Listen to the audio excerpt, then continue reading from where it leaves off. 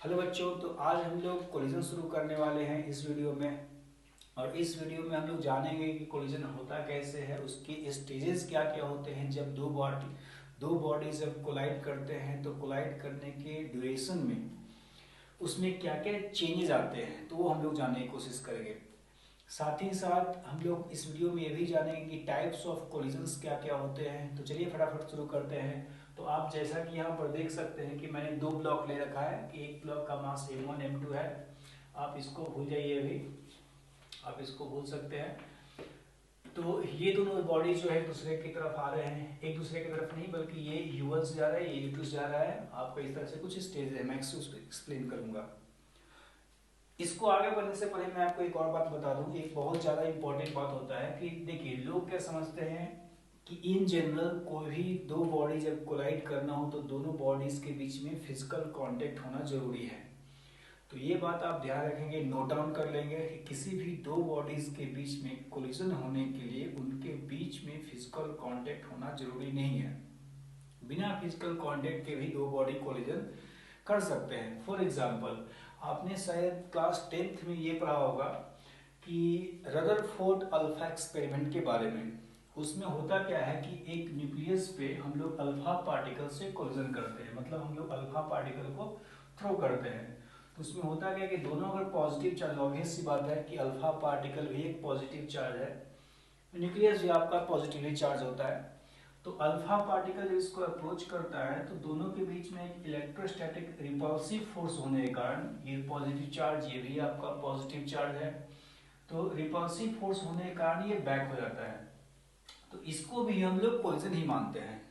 इसको भी हो सकता है, इसको इन दोनों के बीच में जो इंटरेक्शन है वो उसको हम लोग कोलिजन के अंदर मानते हैं। और खास करके इसको एक इलास्टिक कोलिजन बोला जाता है, उसको मैं आगे एक्सप्लेन करूंगा।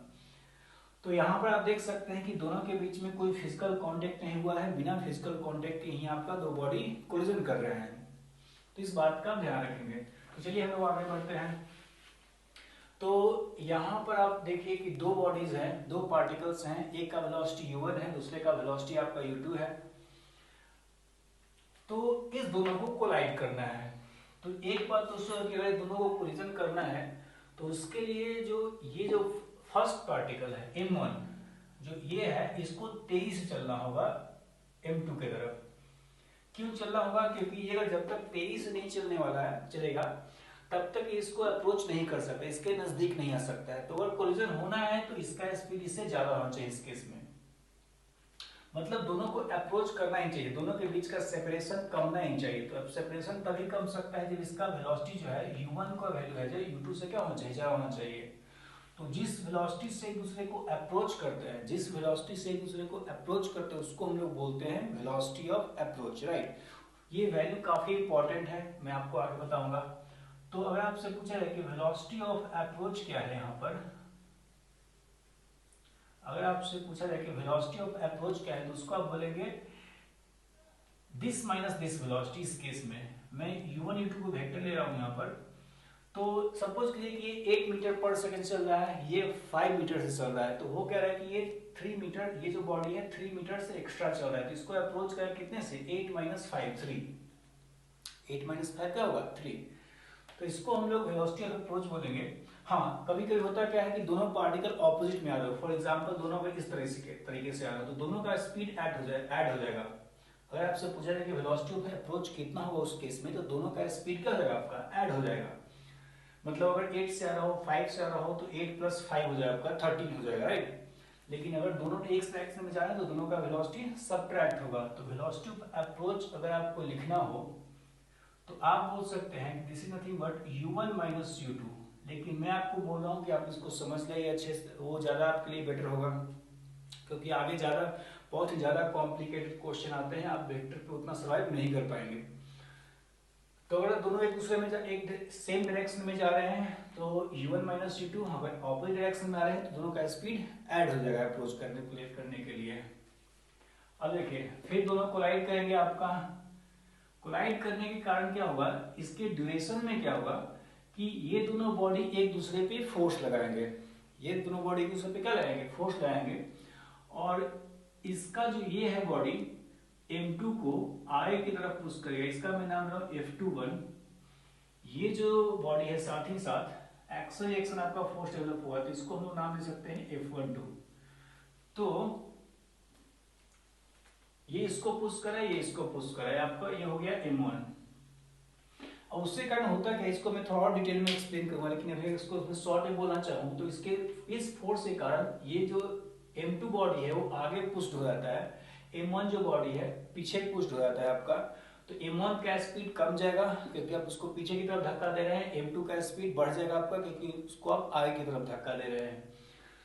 तो उसके कारण क्या होगा कि कोलिजन के बाद जैसे ही इंपैक्ट होगा आपको, उसके बाद ये ज्यादा तेजी से चलेगा और ये धीमे चलेगा उससे।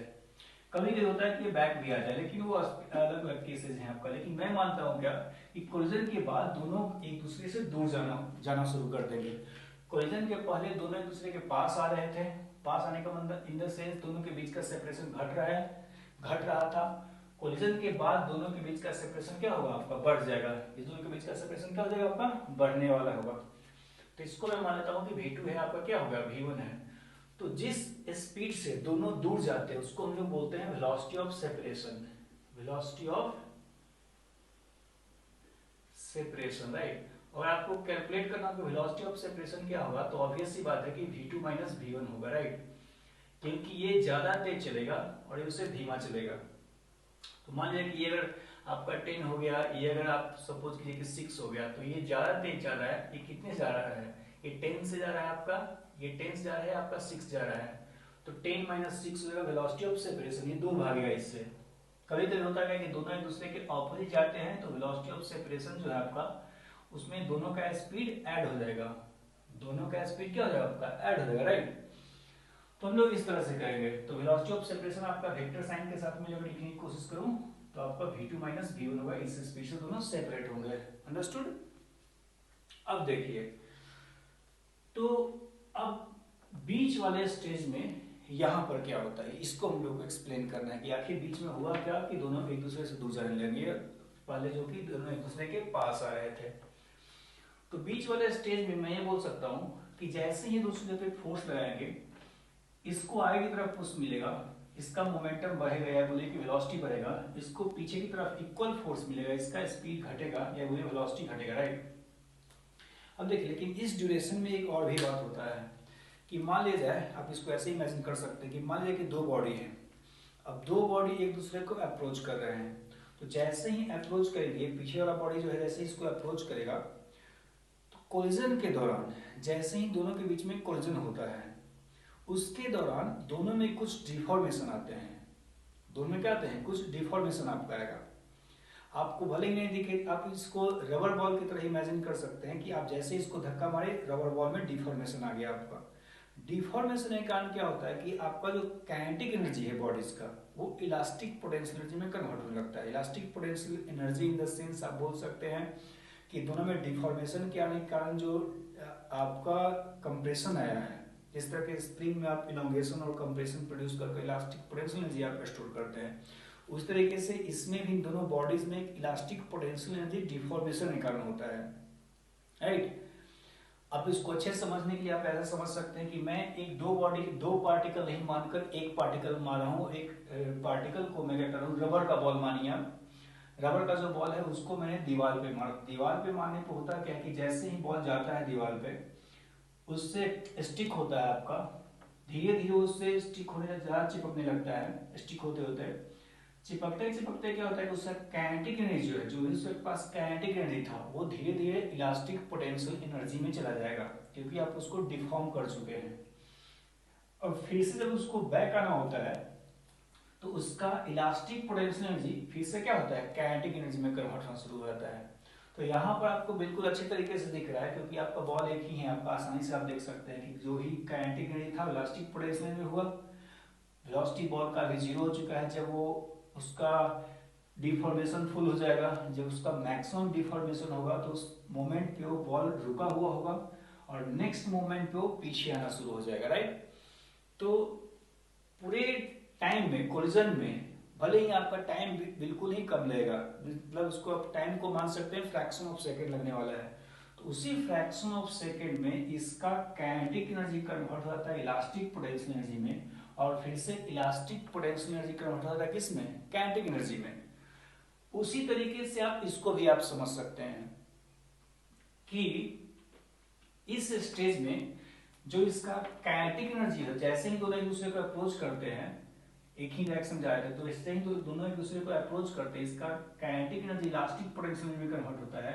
और फिर जैसे ये दूर जाना शुरू होता है, क्योंकि इसको फिर तो सेपरेट होना है, क्योंकि उसको एक पुश मिल रहा है, तो जैसे ही दूर होना शुरू होता है तो वैसे ही फिर से इलास्टिक पोटेंशियल एनर्जी मतलब डिफॉर्मेशन जो है आपका कम होना शुरू हो जाता है। डिफॉर्मेशन कम होते होते जो भी इलास्टिक पोटेंशियल एनर्जी होता है फिर से कन्वर्ट होने लगता है काइनेटिक एनर्जी में। अब ये गारंटी नहीं है कि जो भी इलास्टिक पोटेंशियल एनर्जी था वो काइनेटिक एनर्जी में कन्वर्ट हो ही जाए। जो भी इलास्टिक पोटेंशियल एनर्जी था वो 100% कन्वर्जन होने की गारंटी नहीं है, वो आपका डिपेंड करेगा कि बॉडी किस टाइप का है। फॉर एग्जांपल स्टील का जो बॉल्स होते हैं, स्टील का जो बॉल होता है उसमें हम लोग मानते हैं कि पूरा का पूरा कन्वर्जन होता है, लेकिन एक्चुअली में वहां भी नहीं हो पाता है। लेकिन जस्ट एज एग्जांपल, तो यहाँ पर जो पीपीई हो, यहाँ पर जो बॉडीज के पास हैं एक मोमेंट आता है जिसपे दोनों का स्पीड इक्वल हो जाता है, और जिस मोमेंट पे दोनों का स्पीड इक्वल होता है उस मोमेंट पे इसका डिफॉर्मेशन जो है आपका वो भी मैक्सिमम हो जाएगा, वो भी क्या हो जाएगा, मैक्सिमम होगा, क्योंकि अगले मोमेंट पे इसका स्पीड बढ़ जाएगा, इसका जैसे ही स्पीड बढ़ेगा ये दूर जाना शुरू हो जाएगा। तो जिस मोमेंट पे दोनों का स्पीड इक्वल हो जाएगा उस मोमेंट पे eight v1 is equal to v2 you can say, or actually at when the speed of both are equal, when a speed of both are equal, EP elastic potential energy will be maximum। उस moment पर आपका elastic potential energy क्या हो जाएगा, आपका maximum आ जाएगा, right right. तो अब हम लोग जो होता है हम लोग क्लासिफाई करते हैं on the basis of conversion of this elastic potential energy. यहाँ पर जो इलास्टिक पोटेंशियल एनर्जी इसके पास है उसका फर्दर कितना कन्वर्जन होता है काइनेटिक एनर्जी में। हुआ क्या, काइनेटिक एनर्जी था, काइनेटिक एनर्जी फिर से आपका इलास्टिक पोटेंशियल एनर्जी में कन्वर्ट हुआ, पूरा नहीं कन्वर्ट हुआ, कुछ काइनेटिक एनर्जी है क्योंकि दोनों के पास इस स्टेज में वेलोसिटीज हैं। तो यहाँ पर काइनेटिक एनर्जी का कुछ पोर्शन आपका इलास्टिक पोटेंशियल एनर्जी में हुआ और फिर से वो इलास्टिक पोटेंशियल एनर्जी कन्वर्ट होना शुरू हो गया काइनेटिक एनर्जी में। अब वो कितना percent elastic potential energy convert होता है काइनेटिक एनर्जी में, उसके बेसिस पे हम लोग इसको 3 टाइप ऑफ कोलिजन में डिवाइड करते हैं। कोलिजन के पूरे 3 टाइप आते हैं। फिर से मैं एक बार रिपीट कर रहा हूँ। मान लीजिए कि 100 जूल काइनेटिक एनर्जी था, टोटल काइनेटिक एनर्जी, उसमें से सपोज कीजिए कि 60 जूल इलास्टिक पोटेंशियल एनर्जी में हो गया और आपका 40 जूल आपका किस में रह गया, काइनेटिक एनर्जी में रह गया, राइट। तो जो 60 जूल इलास्टिक पोटेंशियल एनर्जी में यहाँ पर कन्वर्जन हुआ है उस 60 जूल का कितना परसेंट इन द सेंस आप बोल सकते हैं कि वो 60 जूल का क्या पूरा का पूरा 60 जूल काइनेटिक एनर्जी में कन्वर्ट हो चुका है फिर से, या उसका कुछ हुआ है, मतलब या उसका 0% हुआ। हो सकता है कि जो भी 60 जूल इलास्टिक पोटेंशियल एनर्जी में यहाँ पर कन्वर्जन हुआ था उसका जरा सा भी प्रोपोर्शन यहाँ पर काइनेटिक एनर्जी में कन्वर्ट ना हो, ऐसा भी हो सकता है। तो उसके बेसिस पे हम लोग यहाँ पर 3 टाइप के कोलिजन डिवाइड करते हैं, और जो कोलिजन के टाइप्स होते हैं हम लोग बोल सकते हैं कि on the basis of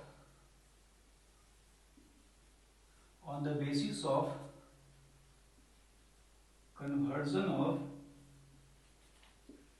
elastic potential energy into kinetic energy,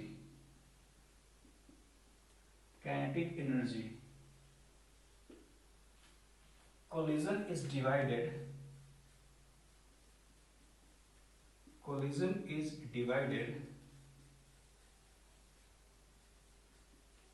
into 3 parts। जो फर्स्ट पार्ट है वो है आपका इलास्टिक कोलिजन।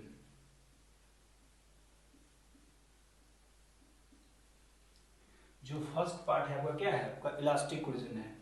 इलास्टिक कोलिजन में क्या होता है, conversion of EP elastic potential energy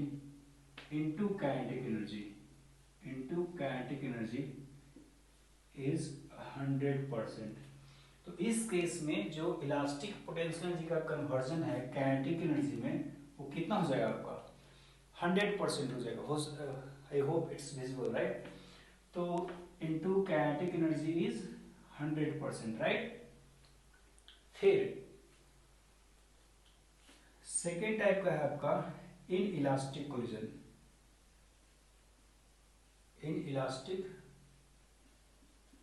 collision. इसमें conversion of EP into kinetic energies between 0 to 100%, right. इसमें बिटवीन क्या है 0 to 100%। थर्ड जो है आपका वो है आपका perfectly in elastic collision, right. So perfectly in elastic collision में होगा क्या, conversion of elastic potential kinetic energies 0%। इसमें आपका जो भी इलास्टिक पोटेंशियल एनर्जी में कन्वर्जन हुआ था उसका 0%, उसका टोटल का टोटल उसी में रह जाएगा, मतलब रिटर्न बैक नहीं हो पाएगा। मतलब हम ये बोल सकते हैं कि डिफॉर्मेशन जो हुआ वो डिफॉर्मेशन फिर से अब जो बॉडीज में डिफॉर्मेशन हुए थे वो डिफॉर्मेशन फिर से आपका खत्म नहीं हो पाया। जो डिफॉर्मेशन था वो परमानेंट हो चुका है। जैसे फॉर एग्जांपल आपका गीली मिट्टी की बात करें तो उसको हम लोग कोलाइड करवाएंगे तो उस केस में आपका जो भी डिफॉर्मेशन आने वाला है वो परमानेंट आने वाला है। तो इस तरह से, राइट। तो इन तीनों को हम लोग ध्यान रखेंगे, राइट।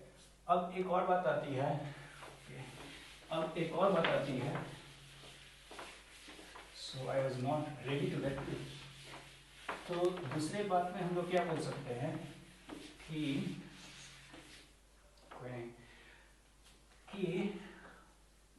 ये नोट हम लोग डाल सकते हैं कि इलास्टिक कोलिजन में जो आपका है, इलास्टिक कोलिजन में आपका काइनेटिक एनर्जी, हम लोग सिस्टम की बात कर रहे हैं, पूरे सिस्टम की, इसका combined kinetic energy, kinetic energy of system initial is equal to kinetic energy of system final. जो सिस्टम के पास जो फाइनल काइनेटिक एनर्जी है दोनों इक्वल होंगे, लेकिन ये दोनों काइनेटिक एनर्जी ड्यूरिंग कोलिजन से ज्यादा होंगे। क्यों? क्योंकि आपका अगर 100 जूल ऑफ एनर्जी यहाँ पर था उसमें से 60 आपको कन्वर्ट हो चुका है इलास्टिक पोटेंशियल में फॉर एग्जांपल, और फिर से तो इस स्टेज पर अगर आपका 60 में कन्वर्ट हो चुका है इलास्टिक पोटेंशियल में, तो काइनेटिक एनर्जी आपका पास 40 है, काइनेटिक एनर्जी आपका क्या है वो 40 है। फिर फाइनली वो फिर से 60 जो इसको मिल चुका है तो फिर से तो 100 आपका पूरा हो गया, तो इनिशियल और फाइनल का इक्वल होगा लेकिन ड्यूरिंग में कम होगा आपका। फिर अगर बात करें नेक्स्ट की तो इन इलास्टिक कोलिजन की बात करें हम लोग, तो इन इलास्टिक कोलिजन में हम लोग बोल सकते हैं कि kinetic energy of system initial is greater than kinetic energy of system final, क्योंकि फाइनल में आपका पूरा का पूरा कन्वर्जन नहीं हुआ है। जो 60 जूल कन्वर्ट हुआ था उसमें से हो सकता है आपका 50 जूल ही हो कन्वर्जन यहाँ पर हुआ, ठीक है। तो kinetic energy initial is greater than kinetic energy final is greater than kinetic energy during, ठीक है। ड्यूरिंग में बिल्कुल कम होगा क्योंकि यहाँ पर इलास्टिक पोटेंशियल एनर्जी आ चुका है और पूरा का पूरा इलास्टिक पोटेंशियल कन्वर्ट नहीं हुआ तो फाइनल में कम होगा, लेकिन इससे फिर भी ज्यादा होगा कि यहाँ से कुछ ना कुछ यहाँ पर फिर से मिल चुका है इलास्टिक पोटेंशियल एनर्जी से काइनेटिक एनर्जी में, राइट। तो फाइनल स्टेज में ज्यादा होगा एज कंपेयर टू ड्यूरिंग। और फिर हम लोग बात करते हैं perfectly elastic,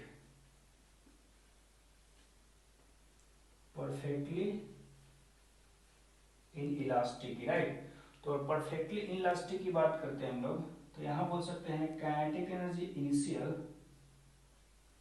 is greater than kinetic energy during, और फाइनल में आपका भी इक्वल होता है काइनेटिक एनर्जी फाइनल, राइट।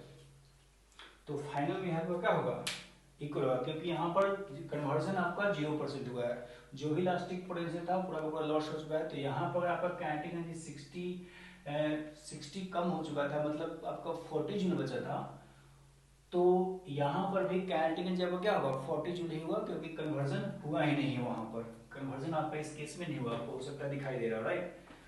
तो चलिए ये आपका इतना हो चुका है।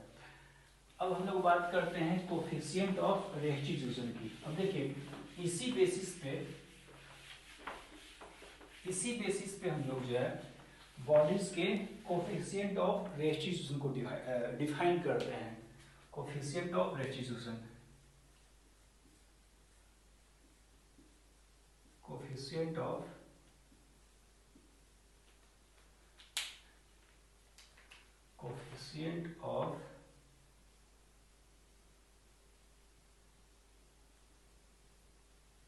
रेस्टिट्यूशन, इस इसको नोट किया था।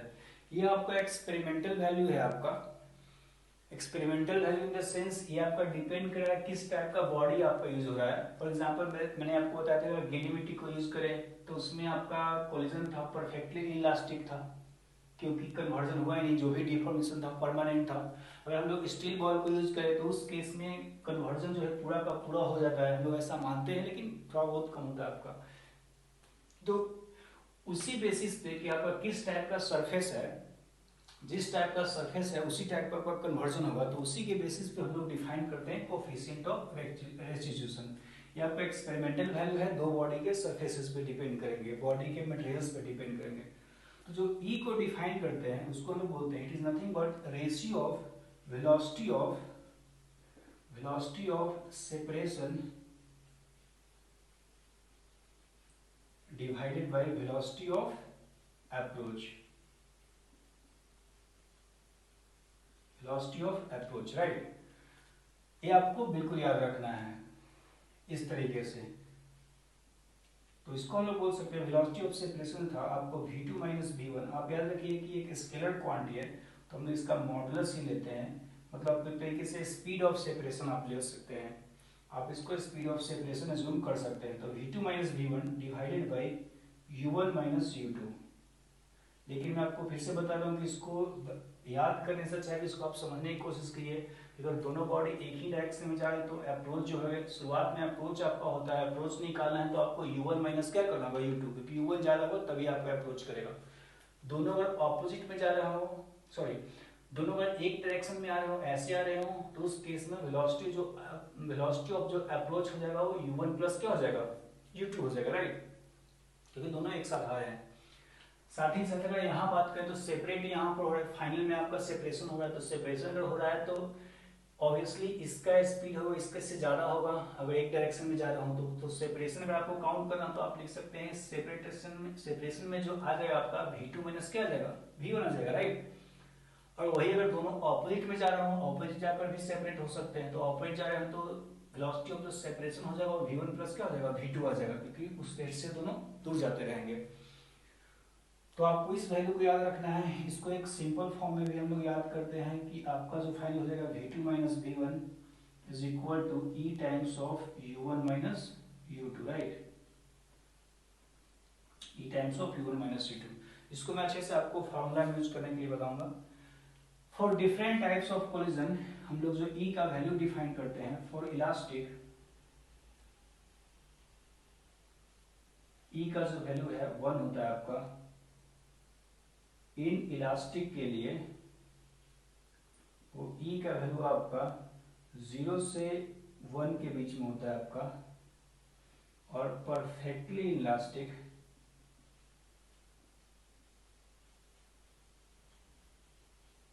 के लिए आपका E का वैल्यू क्या हो जाएगा, 0 हो जाएगा। E का वैल्यू क्या हो जाएगा, 0 हो जाएगा। एक बहुत ही इंपॉर्टेंट बात जो आपको हो सकता है ज्यादातर लिखा हुआ ना मिले, इंपॉर्टेंट बात यह है कि it is only valid, the coefficient of restitution is only valid along line of impact. Line of impact क्या होता है वो नेक्स्ट वीडियो में आपको आएगा। तो coefficient of restitution is only valid, it is only valid along line of impact। ये बात आपको ध्यान रखना है, जो कोफिशिएंट ऑफ रेस्टिट्यूशन है वो ओनली किसके लॉन्ग रहेगा, लाइन ऑफ इम्पैक्ट के लॉन्ग वैलिड रहेगा। तो चलिए इस वीडियो में हम लोग इतना ही पढ़ते हैं। नेक्स्ट वीडियो में जो हम लोग लाइन ऑफ इम्पैक्ट के बारे में जाएंगे और उसके बेसिस पे हम लोग ये भी जानेंगे कि कोलिजन कितने टाइप के होते हैं, एक और आपका कोलिजन का क्लासिफिकेशन है। तो तब तक के लिए thank you and bye bye.